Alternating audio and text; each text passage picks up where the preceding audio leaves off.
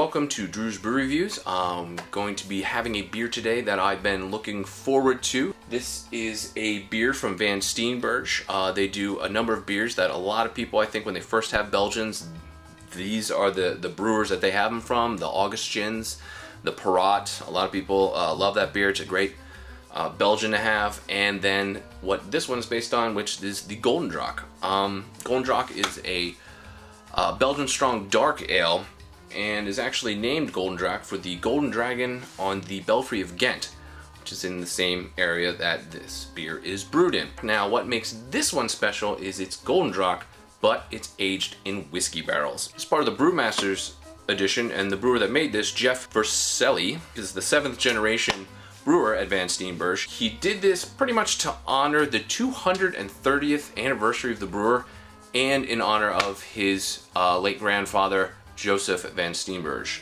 One quality that Van Steenberge tends to have is their wrapped bottles. They have these plastic wrapped bottles with some really nice artwork on it. Just makes it a really eye-catching bottle, and this is no different. And I believe they actually have the Belfry of Ghent on here with the Golden Dragon that this beer is actually named after.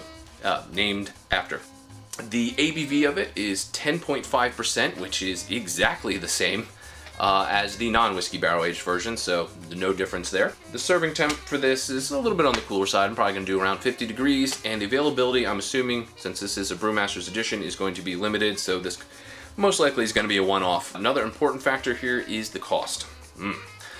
This is not a cheap beer. I paid $20 for this bottle. I've seen it anywhere from 18 to 20. Maybe if you're lucky, you can get it for 15, depending on where you go for beer or what your state taxes are. But you're going to pay a little bit more for this, so hopefully that whiskey barreling is worth it. So I'm going to pour this one out here. Oh, looking pretty nice. As far as it has a pretty much an apple cider color, very cloudy. A lot of proteins floating around in this particular one. Not much of a head, you know, a lot of real small bubbles, pretty effervescent, which you'd expect. Real cloudy, murky kind of beer. Doesn't coat too much for 10.5. It's not overly oily. Looks to be fairly refreshing and a bit bubbly. Let's see how this one smells. Definitely some apple and banana, a little bit of candied sugar. There's a sweetness there, but it's also dulled, I think, a bit by the whiskey. I'm not getting an overly whiskey aroma, but because of how open this chalice is, I'm probably not going to get a pretty fantastic aroma from this. I'm thinking when I have the tulip, I'm going to be able to pick up a little bit more of the subtleties in here, but you know, overall it smells like a Belgian strong dark that's a bit appley, bit banana, a bit Belgian, really. So I'll go ahead and give this a try.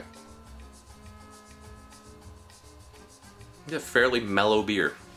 Definitely dry in the finish, definitely a little bit warm and boozy, but again, not really tasting a strong whiskey quality. There's just a little hint of it there. I think that kind of mixes with the apples that you're getting. You really get a mouthful of bubbles. It's actually pretty refreshing. It's not overly heavy like you'd expect from a Belgian strong dark ale, and whiskey being added to it. There's a nice like banana sweetness to it.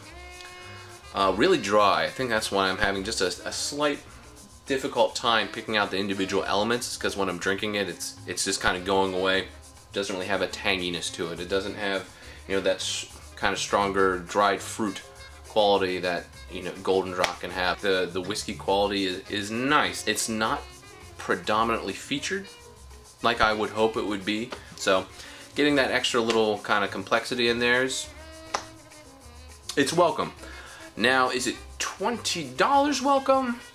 Alright, so I just had this one out of the goblet, the tulip, and the snifter here.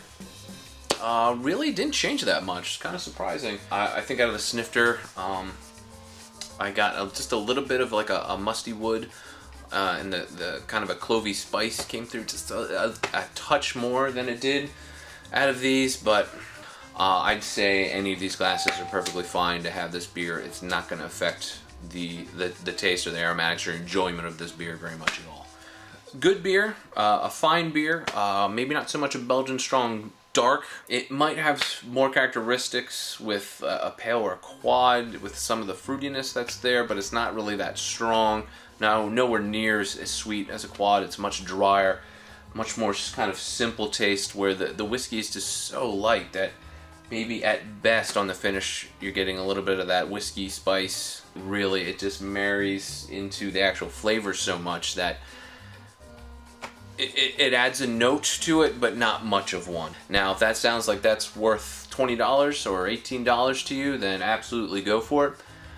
I'd have to say definitely a try if, just because of that. You know, I gave the reasons. If you're into Belgians or really into Gulden Draak, yeah, absolutely, you've probably already had this and enjoyed it. If not, you're just kind of like, oh, Barat's good, Gulden Draak is good, I like to have them every once in a while. Just stick with those. I don't think there's really a reason to go to the whiskey barrel aged version, because it just didn't add that much. It was just really, really light for something that's already, you know, fairly delicate. You almost were worried that the whiskey was going to run roughshod over everything and just kind of dominate the flavor, but here it's just completely lost in it. And yeah, it just doesn't end up being worth the money, in my opinion. So, for Gulden Draak's Brewmaster Edition, aged in whiskey barrels, and Drew's Brew Reviews, cheers. For more beer reviews and episodes, you can go to pintsofinterest.net, on Facebook at facebook.com/pintsofinterest. You can also follow us on Twitter at Pints of Interest for 140 character beer reviews.